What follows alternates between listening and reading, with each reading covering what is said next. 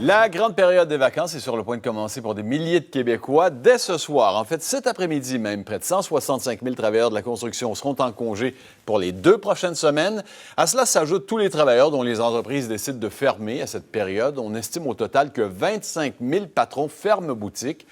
La multiplication des chantiers est payante pour les travailleurs de la construction. Ils vont se partager cette année près de 448 millions de dollars pour leurs vacances annuelles, une hausse de 8 par rapport à l'an passé. Pour une majorité d'entre eux, le Québec demeure la destination la plus populaire. On avait fait des sondages il y a quelques années qui nous indiquaient que les gens aimaient prendre leurs vacances au Québec. Les gens, ironiquement, aussi aimaient bien faire des travaux de rénovation dans leur maison, mais c'est très bien. On se détend comme on veut dans la vie, il n'y a pas de problème. Mais puis hier, on a vu le gouvernement aussi qui a dévoilé un sondage qui indiquait qu'effectivement 52 des gens en vacances pendant les 2 prochaines semaines devraient rester au Québec. Alors, donc, Jasmin, il y a des gens qui veulent rester au Québec. Les États-Unis sont apparemment un peu moins populaires cet été auprès des vacanciers. Cela dit, on commence tout de même à avoir du monde à la douane de Stansted en Estrie.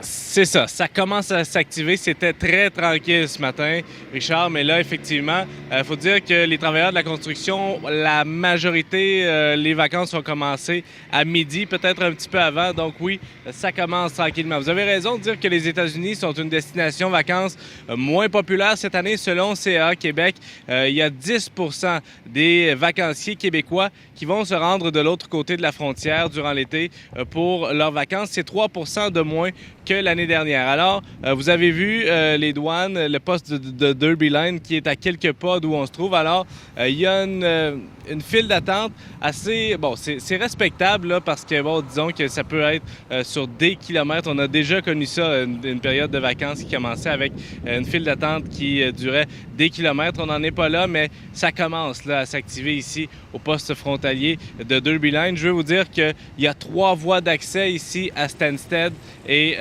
c'est donc une voie de plus que l'année dernière parce qu'il y avait des travaux sur le viaduc. Et donc, nous, on a croisé aujourd'hui, évidemment, des vacanciers qui sont partis pour les États-Unis ce matin. On écoute leur état d'âme. Vous allez où en vacances? Aux courses automobiles, voir le NASCAR à Loudon, New Hampshire. Ah oui, OK. Est-ce que vous y allez à chaque année? Oui, chaque année, on est une vingtaine. On va à Cape Cod. Vous allez faire quoi là-bas? On va en vacances, là, aller à la mer. Hampton Beach, pour la première fois. C'est la première fois que vous allez là? Oui. Aux États-Unis, y allez-vous à chaque été? Non, très rarement. Pourquoi vous avez choisi les États cet été?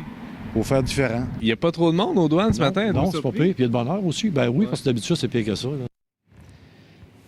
Donc voilà, peu d'attente ici à Stansted au moment où on se parle et selon le site Internet du gouvernement du Canada, c'est la même chose à Saint-Bernard-de-la-Colle. Presque pas d'attente pour vous rendre aux États-Unis au moment où on se parle. Oui, à ce moment-ci, on verra si ça va se poursuivre comme ça au cours de l'après-midi. Merci, Jasmin.